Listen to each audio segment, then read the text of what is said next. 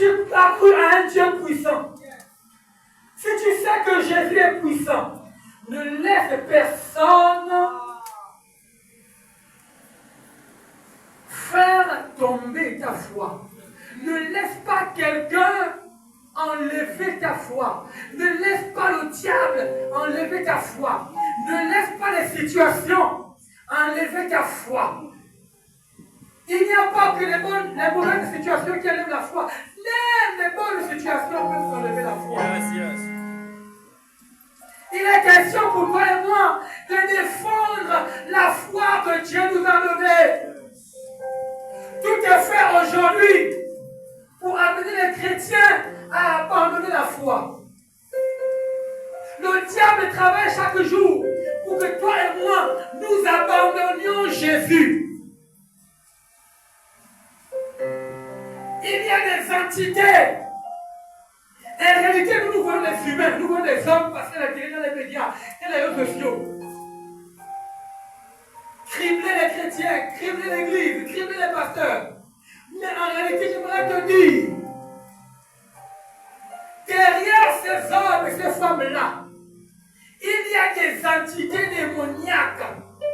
Il y a des entités de ténèbres qui se lèvent et qui veulent amener un grand... Nous ne sommes pas dans la présence de Dieu, nous sommes toujours dans la présence de Dieu. Alléluia. Nous sommes toujours dans le lieu très saint. Nous ne sortons pas. Nous sommes toujours dans cette atmosphère d'adoration. Nous sommes toujours dans cette atmosphère de célébration, de louange. Nous sommes dans cette atmosphère de contemplation du roi des rois. Tout est fait de notre génération pour nous enlever de la foi. J'aime le Dieu de nous enlever, de nous faire retirer de la présence de Dieu. Des hommes et des femmes se lèvent et prennent le retour aux sources, retour à la culture. Certains parlent d'éveil de conscience. Mais si j'étais devant ces gens, j'allais leur dire, l'Église fait l'éveil de conscience depuis qu'elle est née. Amen. Les gens ont l'impression, vous nous donnez l'impression que le mot éveil de conscience est leur apanage, c'est un nouveau mot, éveiller les consciences. Mais bien aimés, ils doivent savoir que depuis que l'Église a vu le jour, l'Église éveille les consciences. Amen. Amen. Alléluia. Amen. Il nous a dit, ne vous conformez pas au siècle présent, mais soyez revêtus de renouvellement de l'intelligence. L'éveil, la vraie éveil de confiance, c'est en Jésus. Amen. Alléluia. Amen. S'il n'y avait pas Jésus, beaucoup ici seraient des prostituées, des ivrognes. Yes. Beaucoup ici, s'il n'y avait pas Jésus, j'ai envie de dire l'amour, s'il n'y avait pas notre éveil de conscience, beaucoup ici seraient des drogués. Beaucoup seraient même déjà morts. Beaucoup d'entre nous là seraient des prostituées, hommes ou femmes. Yes. Yes. Vrai ou faux? Ouais.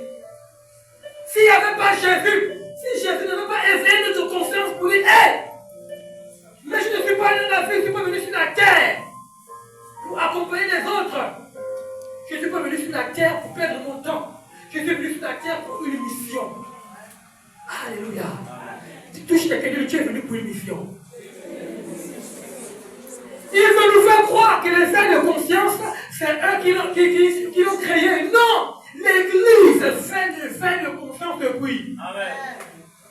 Et l'Église va plus loin. Par le moyen de Jésus, l'Église amène les gens à être délivrés des vices de ce monde.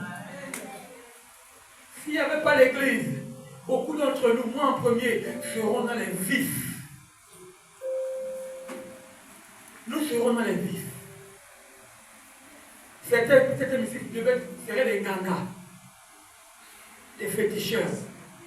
Certains seront même des sorciers, en train de manger la chair humaine. Certains seraient peut-être, je ne sais pas moi, comme les braqueurs, les voleurs. Oh, C'est à l'église qu'on trouve les véritables personnes qui ont pris, qui ont le véritable éveil de conscience. Pour dire que l'homme a été créé pour marcher selon la voie de Dieu. J'ai envie de nous dire, ce matin, que lorsque Dieu a créé l'humanité, la race humaine, il a mis le manuel.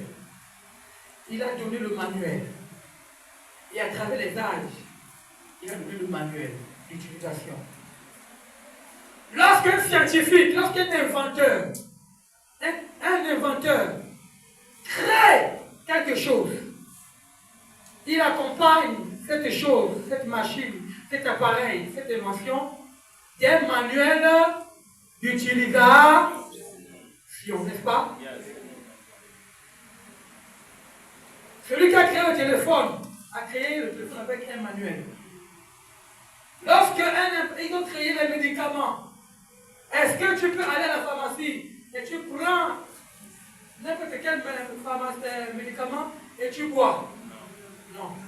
C'est sur prescription médicale. Et même quand c'est sur prescription médicale, les plus avisés, même si c'est le médecin qui t'a prescrit l'ordonnance, les plus avisés, je vois ça souvent avec le époux, ils prennent d'abord, même si c'est le médecin qui a. Quand tu achètes, tu as bien regarde d'abord la notice, la posologie, c'est-à-dire le nombre de médicaments que tu dois prendre, la quantité de comprimés ou de.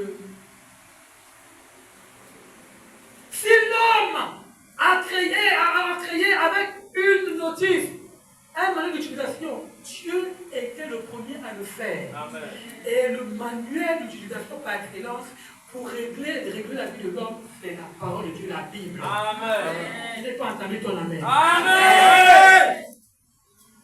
C'est la Bible qui nous régule. Yes. Et mais sans la Bible, s'il n'y avait pas la Bible, je ne sais pas où serait le monde. Dieu a permis à l'homme de vivre comme il voulait. L'homme a péché une fois. L'homme a péché deux fois. L'homme a encore péché. Dieu est obligé d'annuler la loi. La loi, donc, les tables de la loi sont venues à cause du comportement des hommes. Ce n'est pas Dieu qui a voulu ainsi. Il a annulé la loi pour réguler un peu l'homme.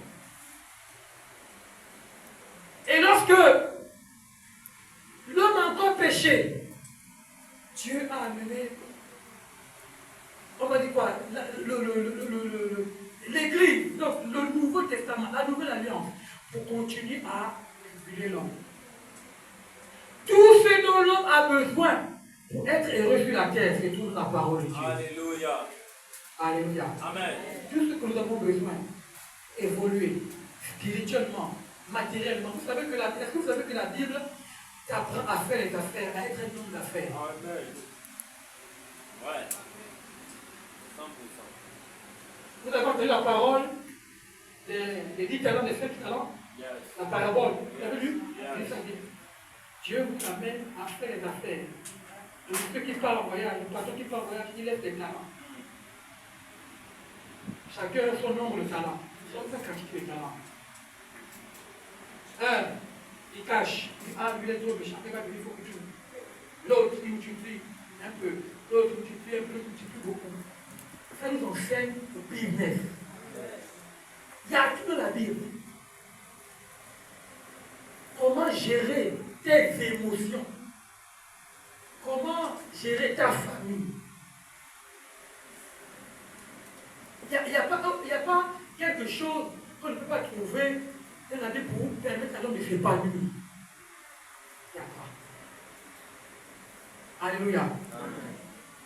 Dieu nous appelle ce matin à défendre ta foi. Bien-aimés chrétiens, le dernier siècle, nous ne devons pas laisser des gens nous empoisonner. Prochainement, je vais revenir sur la tune profondie de cette prédication. Chrétien, défendre ta foi. À cause du temps, je donne simplement cette exhortation pour t'encourager. Et je veux dire aux jeunes, et même à l'âge des jeunes, nous sommes en vacances, il y a un constat qui est fait. C'est pendant les vacances qu'on enregistre un grand nombre de chutes chez les jeunes. C'est pendant les vacances qu'on enregistre un grand nombre de chutes chez les jeunes. Tu as le droit, tu as intérêt à défendre ta foi. Tu as intérêt à défendre ta position de chrétien et de disciple de Christ.